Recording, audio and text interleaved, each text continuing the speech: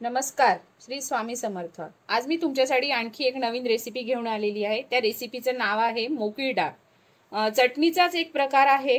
तर बघूया आपण त्याकरता लागणारं साहित्य आहे भिजवलेली चण्याची डाळ। ही चण्याची डाळ मी 2 तास भिजत घातलेली होती।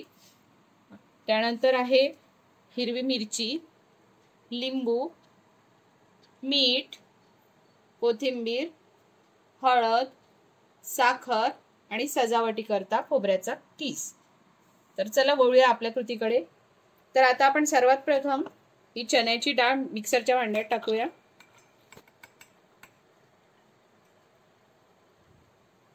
त्यानंतर यात हिरवी मिरची,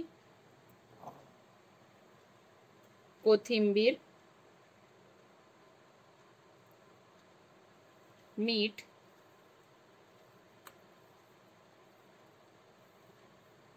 हळद, साखर आणि लिंबाचा रस।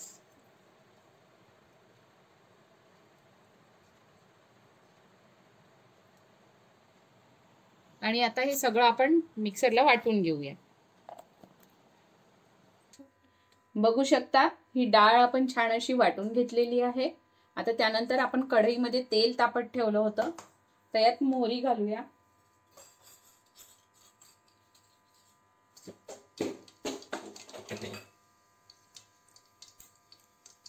मोहरी तडतडली, यात थोडंसं हिंग घालू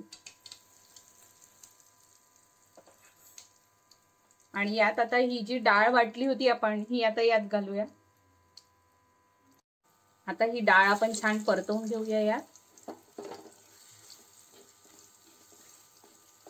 छान तेलात मिक्स करून घेऊ।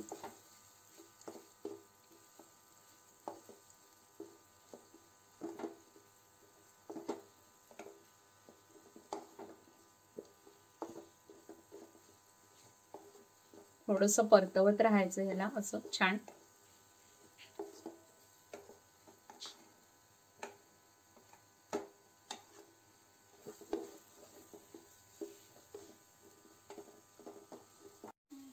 बघू शकता डाळ छान परतवल्या गेलेली आहे आणि मोकळी होत आलेली आहे। ऑलमोस्ट ही होत आलेली आहे। बघू शकता आपली मोकळी डाळ तयार आहे। आता यावर आपण खोबऱ्याचा कीस टाकूया।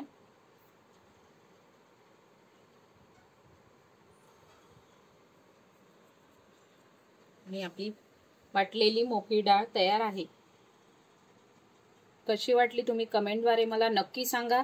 लाईक, सबस्क्राइब आणि शेअर करायला विसरू नका। माझ्या पुढील व्हिडिओसाठी माझ्या सोबत राहा।